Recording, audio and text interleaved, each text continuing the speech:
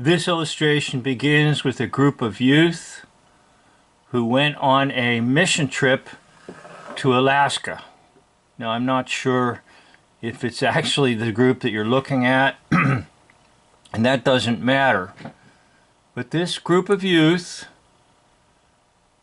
went to Alaska to help out a little church with their Bible school program.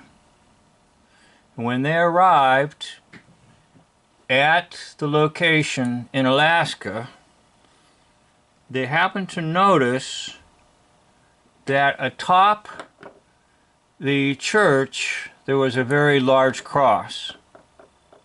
Now, the church itself was very small, but atop the church was a large cross, such as what you're looking at right now.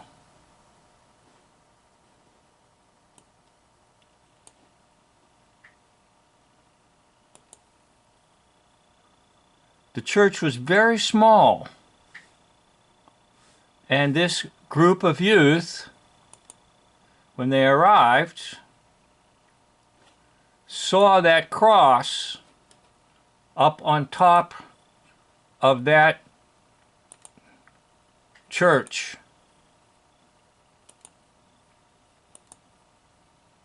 And they wondered about the cross, why that little cross was on top of that church.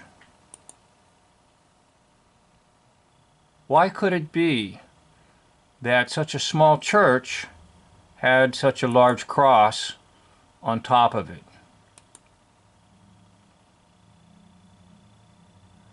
And so the Alaskan people who were there didn't say too much, and they waited until they went out into the waters.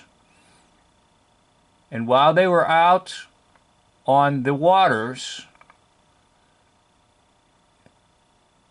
they were a little bit confused about how to get back safely to the area where the church was located.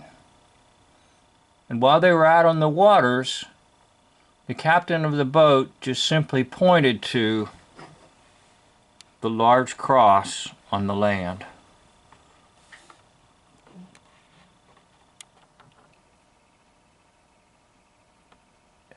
And the youth that were sort of laughing about why such a large cross would be on top of such a small church, they now knew that when they were out in the waters, they needed a focal point to find their way home.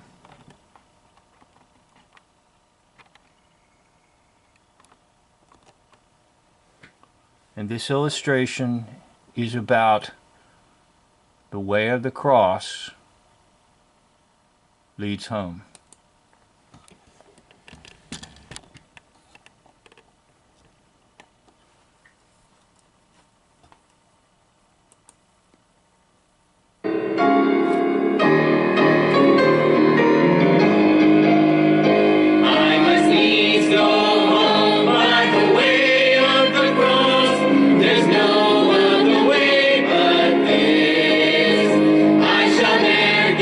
Sight of the gates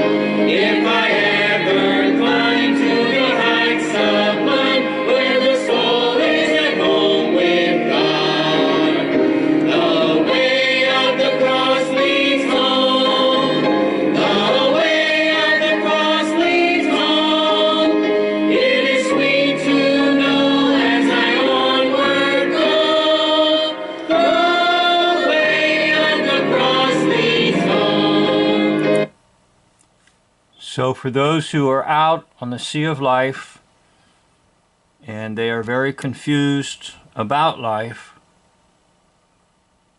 they are to look to the cross of Jesus, and that will lead them to hope, to salvation, and to fellowship with God. The way of the cross leads home.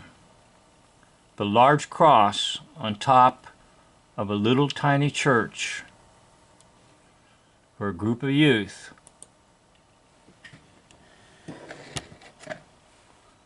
meant one thing.